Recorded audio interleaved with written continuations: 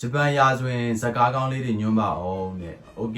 คကျွန်တော်ညွှန်းပေးခြင်းနဲ့ဒီဒုတိယကမ္ဘာစစ်တုန်းကဒီဂျပန်ရဲ့ဒီရေတပ်ကိုအခြေခံပြီးရိုက်ထားတဲ့ဇကား၅ခုပေါ့နော်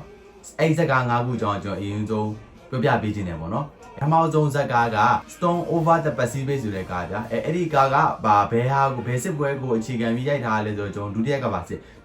ာစစ်မှာကျွန်တော် Pacific တိုက်ပွဲဗျာဒီ Pacific တိုက်ပွဲဟိုမှာဒီအမေရိကန်ဘက်ကအမြင်မဟုတ်ဘူးဂျပန်ဘက်ကအမြင်နဲ့ရိုက်ထားတဲ့ဇကားပေါ့နော်အဲ့ဒီဇကားလေးလည်းအချိန်ရရင်တွားကြည့်ပေါ့နော်ရမ်းကြည့်လို့ကောင်းတဲ့ဇက်ကားလေးတစ်ခုပေါ့နော်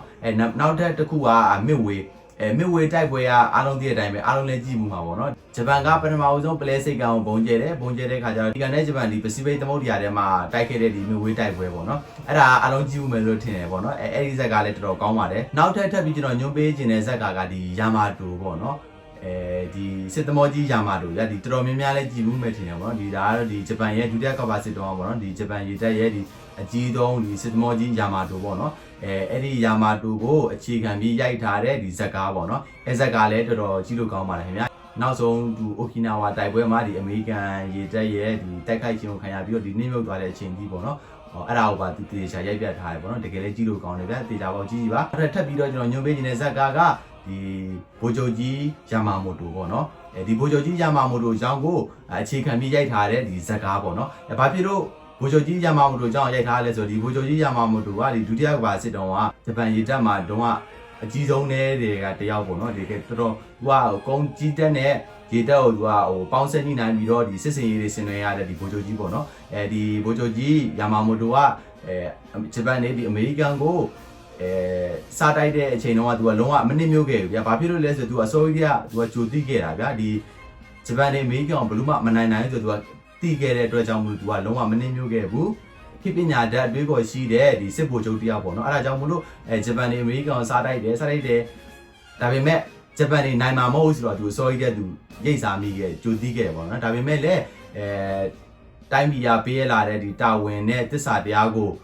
ရင်မှာထွေးပိုက်ပြီးတော့မိနိုင်ငံနဲ့ဒီရန်သူနိုင်ငံနဲ့တိုက်ပွဲဖြစ်တဲ့အချိန်မှာတော့ဒီမိနိုင်ငံအတွက်ဒီတစ္ဆာစောက်တည်ပြီးတော့ဂျပန်ရဲ့ဒီရေတပ်ကြီးအတွက်သူစွမ်းကုန်သူတာဝန်ထမ်းဆောင်ခဲ့တယ်ပေါ့နော်ဒါပေမဲ့လည်းသူကံမကောင်းအကြောင်းမလားစွာနဲ့ဒီအမေရိကန်ရဲ့အလုပ်ကျတက်ပြည့်ခြင်းကိုခံခဲ့ရတယ်ပေါ့နော်အဲ့ဒီဇက်ကားလေးလည်းကြည့်ပြအောင်ကြည့်ပါလို့ကျွန်တော်ညွှန်ပေးခြင်းပါတယ်ကျွန်တော်နောက်ဆုံးညွှန်ပေးခြင်းတဲ့ဇက်ကားကဘာဇက်ကားလဲဆိုတော့ယူကီခါဇဲလို့ခေါ်တဲ့ဇက်ကားပေါ့နော်ရှစ်လပိုင်းမှာဒီဂျပန်မှာယုံတင်ခဲ့တဲ့ဇက်ကားပေါ့နော်အဲ့ဇက်ကားလည်းကြည့်ပြအောင်ကြည့်ပါလို့ကျွန်တော်ညွှန်ပေးခြင်းပါတယ်ဘာဖြစ်လို့လဲဆိုတော့ဒီယူကီခါဇဲရဲ့တမိုင်းကြောင်းကလည်းမသေးဘူးဗျာသူကလည်းတမိုင်းကြောင်းကြီးဘာဖြစ်လို့သူကတမိုင်းကြောင်းကြီးတာလဲဆိုတော့ဒုတိယကမ္ဘာစစ်တုန်းကဒီပစိဖိတ်သမုဒ္ဒရာထဲမှာပေါ့နော်ဒီတကယ်စစ်စင်ရေးကြီးတွေမှာသူပါဝင်ဆင်နွှဲခဲ့တယ်ဗျာဂျပန်နဲ့ဒီအမေရိကန်ပလဲစိတ်ကန်ကိုပုံကျဲတိုက်ခိုက်တုန်းကစစ်စင်ရေးမှာလည်းသူပါခဲ့တယ်နောက်ပြီးတော့ဒီအိုကီနာဝါစစ်စင်ရေးမှာလည်းသူပါတယ်လေဒီကျွန်းတိုက်ပွဲမှာလည်းသူပါတယ်ဒီဆိုလိုမွန်ကျွန်းတိုက်ပွဲမှာလည်းသူပါတယ်အဲ့လိုမျိုးအရေးကြီးတဲ့တိုက်ပွဲတွေမှာသူပါဝင်ထမ်းဆောင်ခဲ့တာတောင်မှစစ်ပွဲကြီးပြီးတဲ့အချိန်မှာအမေရိကန်ဖြစ်စည်းကြီးကိုမခံရဘဲနဲ့ကြန့်ရှိခဲ့တဲ့ဒီဖြစ်သမောယူကီခါဇဲပေါ့နော်ဒီယူကီခါဇဲကအကြောင်းကိုအခြေခံပြီးရိုက်ထားတဲ့ movie ပေါ့နော်ယူကီခါဇဲကနောက်ထပ်နာမည်ကြီးတာကသူကစစ်သမောကြီးယာမာတိုနဲ့မူဆာရှီရဲ့ကိုရန်တော်ဆိုပြီးတော့လည်းနာမည်ကြီးတယ်ဗျာဘာဖြစ်လို့လဲဆိုတော့ဒီမူဆာရှီတို့ဒီယာမာတိုတို့ဗရဲဆိုင်လို့ရှိရင်သူကနေပြီးတော့ဒီသမောကြီးတွေရဲ့ဘေးပတ်လက်ချတယ်ရနေပြီးတော့ဒီအမေရိကန်တွေရဲ့ဒီလေရင်ပြန်တွေရင်ငုတ်သမောတွေရန်နေပြီးတော့ကာကွယ်ပေးခဲ့ရတဲ့ယူကီခါဇဲပေါ့နော်အဲ့ဒါကြောင့်မို့သူကနာမည်ကြီးရပေါ့နော်နောက်ဆုံးမှာကြတော့ဒုတိယကမ္ဘာစစ်ကြီးလည်းပြီးသွားဒီဂျပန်ကနေပြီးတော့ဒီထိုင်ဝမ်ကိုစစ်ရောချင်းနေနဲ့ဒီသမောကြီးကိုလွှဲပြောင်းပေးခဲ့တယ်ပေါ့နော်အဲ့ဒါကဒီယူကီခါဇဲဆိုတဲ့ဒီဖြတ်သမောကိုအခြေခံပြီးရိုက်ထားတဲ့ဇက်ကားပေါ့နော်အဲ့ယူကီခါဇဲအကြောင်းကလည်းအရင်စိတ်ဝင်စားဖို့ကောင်းလို့တဲ့ကျွန်တော်အဲ့ဒါနဲ့ပတ်သက်ပြီးတော့ကျွန်တော်ဗီဒီယိုလုပ်နေတယ်ပေါ့နော်